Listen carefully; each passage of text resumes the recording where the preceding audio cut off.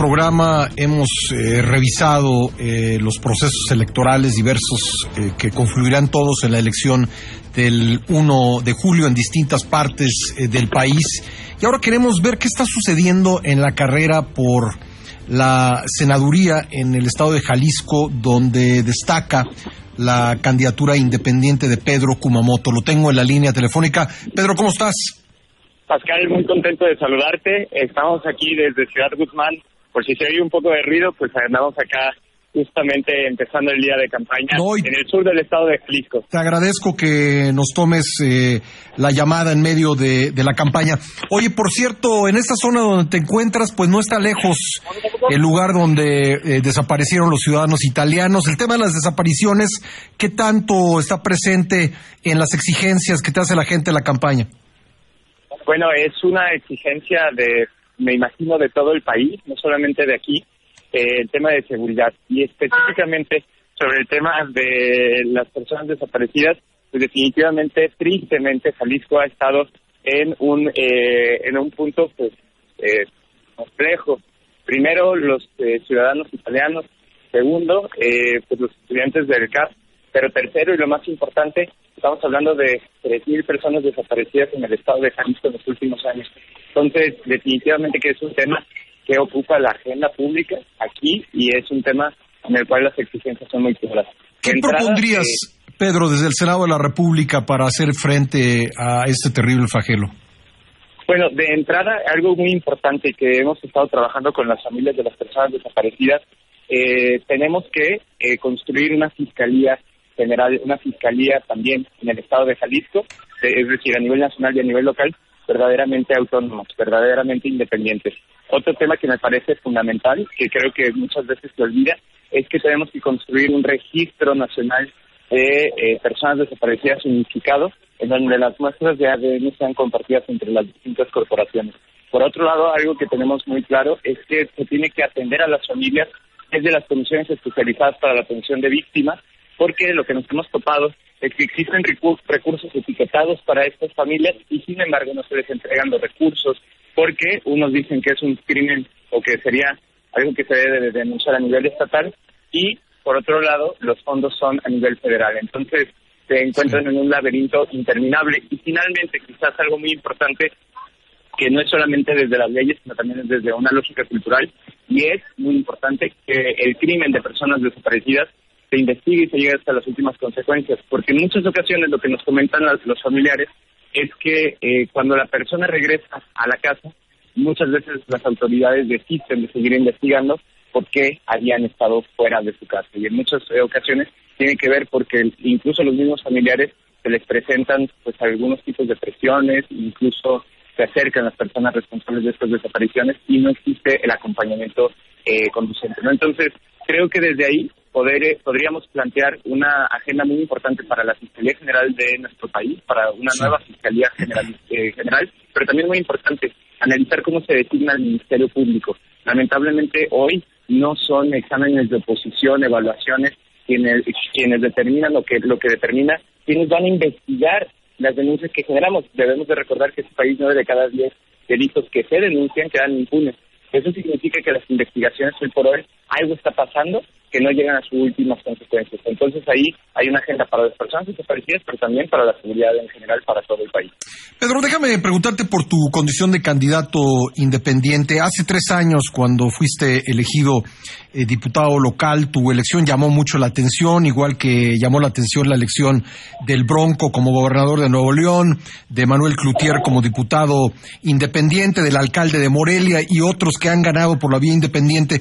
¿No sientes que a últimas fechas, como acá hay cierto tipo de desilusión ciudadana en esta figura, y vimos lo que pasó con los candidatos independientes a la presidencia y los problemas y que hubo, los señalamientos en torno de la recabación de firmas?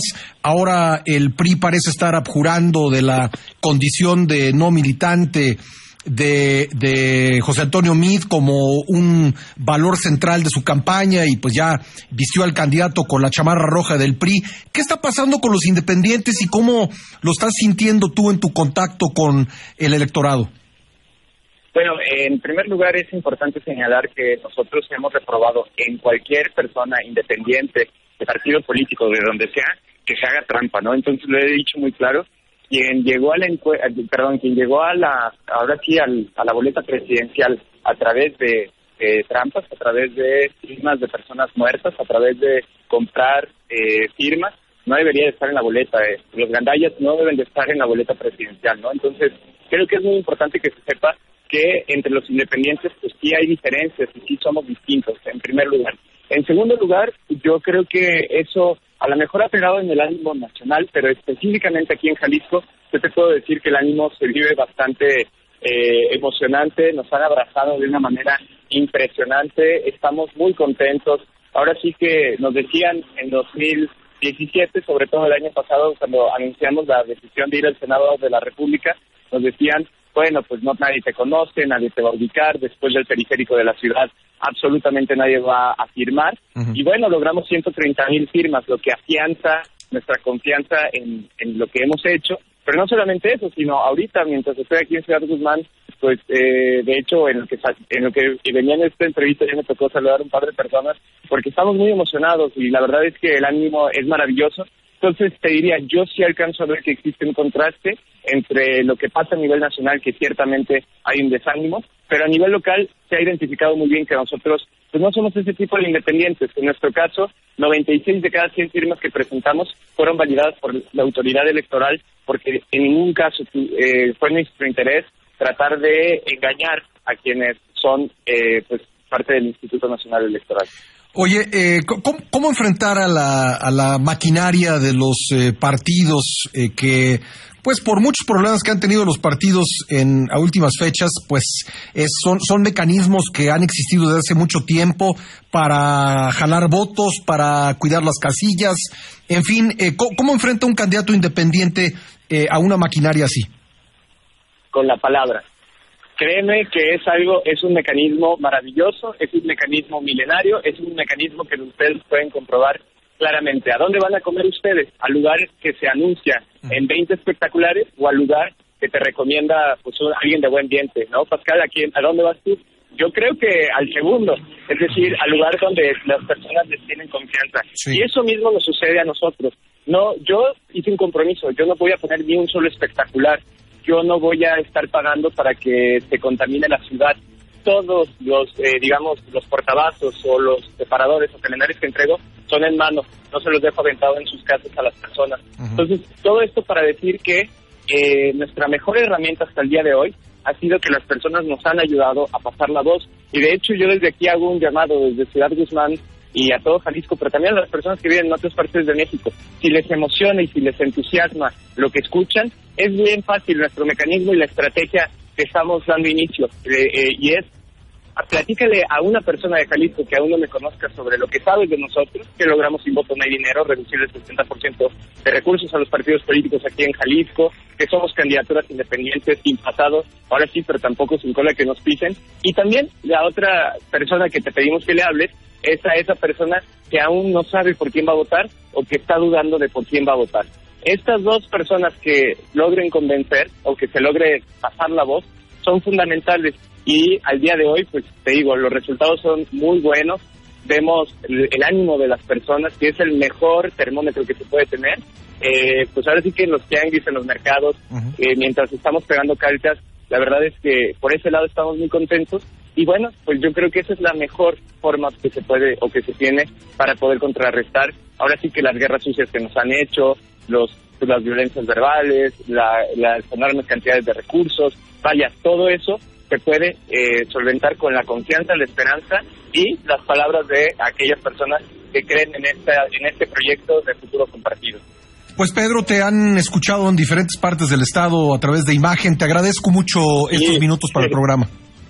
Al contrario, yo te agradezco mucho esto, Pascal. Creo que va a ser una contienda importantísima y hagamos lo que hagamos, y este es un llamado sí a nivel nacional, no nos peleemos entre nosotros, entre las familias, entre los amigos. Creo que es fundamental que nos demos cuenta que después del 1 de julio hay país, y en ese país tenemos que evitar los que le vayamos a quien le vayamos, y por eso precisamente es tan importante que no le entremos a la guerra sucia, a la violencia verbal, a los insultos, porque después del 1 de julio hay que seguir construyendo un país. Muy bien, Pedro, gracias por estos minutos. Gracias a ti, Pascal. Que estés muy bien, hasta luego. Igualmente, gracias, Pedro Kumamoto, candidato independiente al Senado de la República.